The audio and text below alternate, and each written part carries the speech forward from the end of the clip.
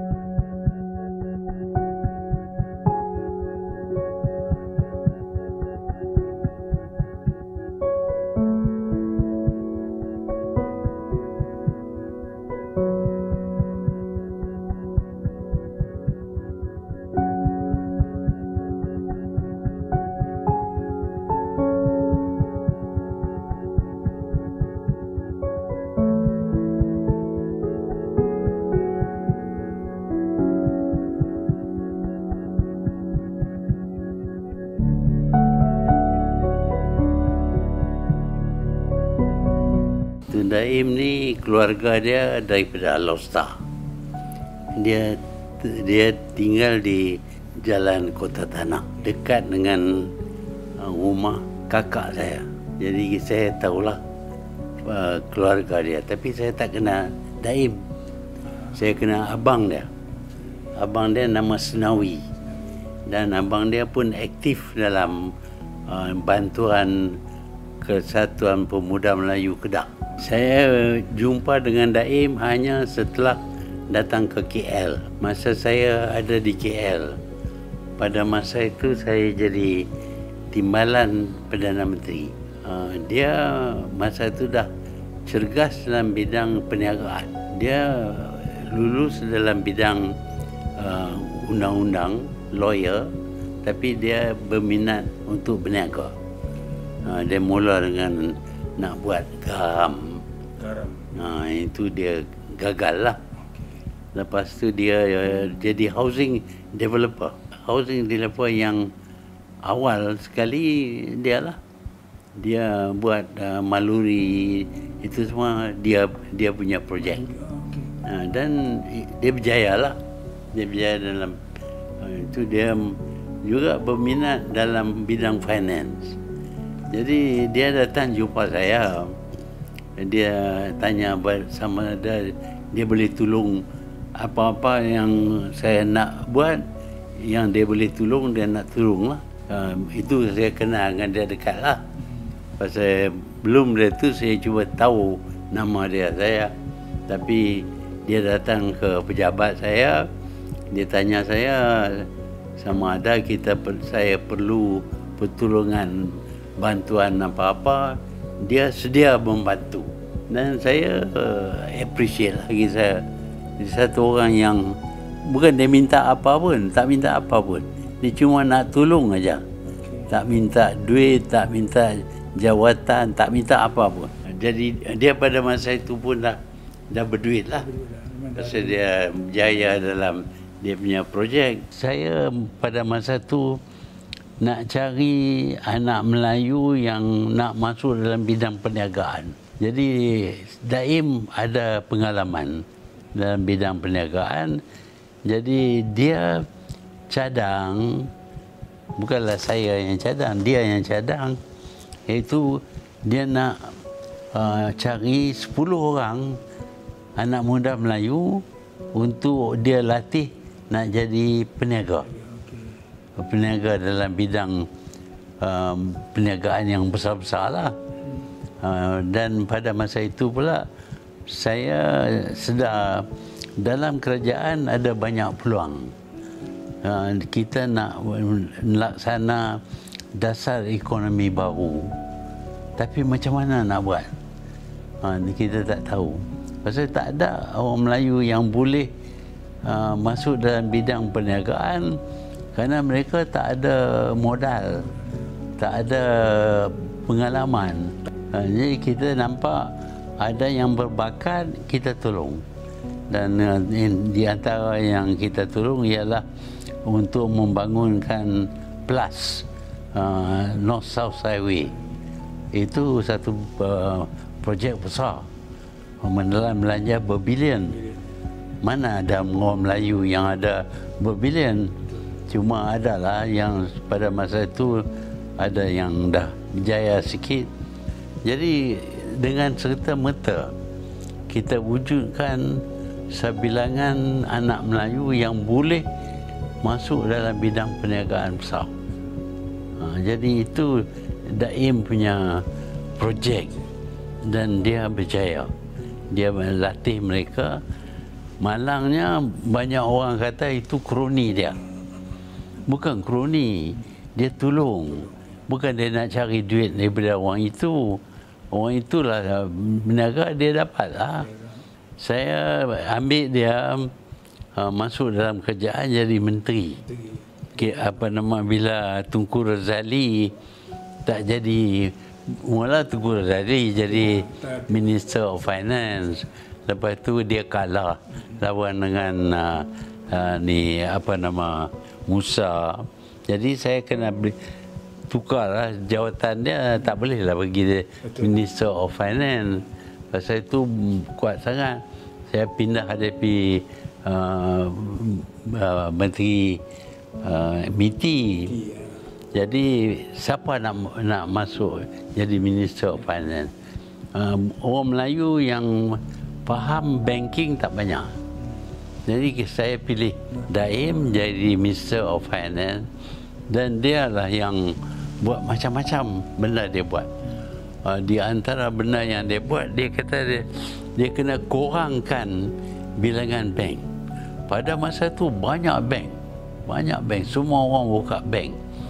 Tapi dia kata terlalu banyak. Kita cantum semua, jadi tinggal 6 aja. Jadi tinggal 6 ni kuat lah. Bank ni kuat. Dan dia punya pengalaman dalam bank memang meluas dan dia cekap. Dan lepas tu saya dah dapati banyak orang kritik dia. Kononnya dia ni kronisme lah, itu ini apa semua. Tak benar. Tapi saya fikir dah banyak sangat kritik ni, saya kata bagi dia berhenti lah. So dia bagi tahu kepada dia letak jawatan dia, tak ada komplain. Suruh dia letak jawatan, dia letak jawatan. Kita pilih orang lain lah. Walaupun pada masa tu dia dah jadi wakil rakyat. Kita suruh dia bertanding di Kedah, di Merbuk, dan dia menang. Dia pada masa tu jadi menteri, tapi saya letak suruh dia letak jawatan, dan dia balik kepada bisnes dia lah. Dia buat kerja kebajikan pun banyak. Dia pergi berkenaan dengan Aceh lepas kena tsunami. Dia tolonglah. Dia pergi buat sekolah-sekolah sana apa. Tetapi satu perangai Daim ni yang berlain daripada orang lain. Dia bukan ahli politik. Dia tak peduli apa orang kata. Dan kadang-kadang orang kritik dia. Kononnya dia ni korup. Dia tak jawab. Dia tak jawab apa, dia tak explain apa, dia buat macam tak tahu aja. Pasal dia bukan orang politik. Akhirnya itulah, saya ingat dia dah kena kritik banyak sangat. Saya pergi dia berhenti. Dia berhenti, dia balik dan kepada bisnes lah. Kemudian daripada itu, lama lepas tu saya hadapi masalah Menteri Keuangan pula. Kali ini Anwar Menteri Keuangan, dan supaya dia terpaksa berhenti, nak cari siapa dalam jangka masa yang pendek. Yang saya boleh fikir, Daim sekali lagi, panggil dia masuk. Dia masuk jadi menteri balik, Menteri Keuangan. Dan banyaklah masalah-masalah dia tolong. Banyak juga komplain terhadap dia, orang ramai. Dia tak jawab. Lepas tu saya sekali lagi minta supaya dia letak jawatan. Dia letak jawatan, tak ada problem. Tak ada kata nak bantah ke, nak kecewa ke apa, tak ada. Suruh dia letak jawatan, dia letak jawatan. Suruh dia jadi menteri, dia jadi menteri. Very easy person to work with. Dia sedar, kata dia buat perniagaan di Malaysia ni, orang kata macam-macam pada dia. So dia decide dia nak buat bisnes outside Malaysia. Dia pilih nak pergi kepada negara-negara ni Afrika. Di sana dia buka banyak central bank dan dia ada investment in banking, and he made a lot of money there.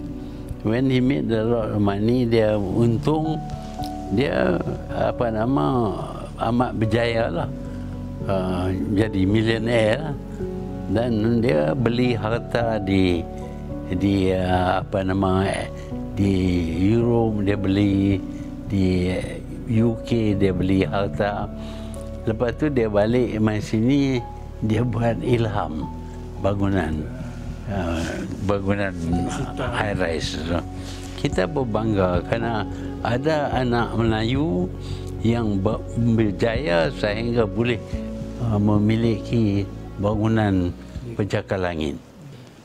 Tapi entah macam mana Anwar tuduh kononnya dia ni duk bagi duit kat saya. Tak ada satu sen pun. Saya tak minta duit kepada dia. Kalau minta pun untuk ni nak parti, nak pilihan raya apa semua, kita minta lah. Kadang-kadang dapat, kadang-kadang dia tak dapat. Dia kata duit dia kebanyakannya duduk di luar negara. Nak bawa balik susah. Jadi okeylah saya. Tapi tiba-tiba Anwar tuduh dia macam-macam, sampai kononnya kata dia ni dia dapat duit ni cara tidak halal. Itu tak benar sama sekali. Tak ada bukti dia curi duit. Dia berniaga, dia untung, dia pandai, dia duduk dalam bidang perniagaan, finance, dan dia untung, dia bawa balik duit. Itulah yang kita nak. Tapi Anwar agak benci kepada dia, dan pasal saya pun kawan baik dengan Daim ni, itulah dia pergi kacau Daim. Kononnya Daim buat salah apa semua. Daim tak mengaku salah. Dia kata tunjuklah yang dia salah buat apa, tunjuklah. Tak tunjuk juga. Sampai dia sakit. Saya amat sedih pasal dia sakit dan dikacau dengan kerajaan ni, buat tuduhan macam-macam sampai dia mati. So saya ingat satu perbuatan yang tidak baiklah.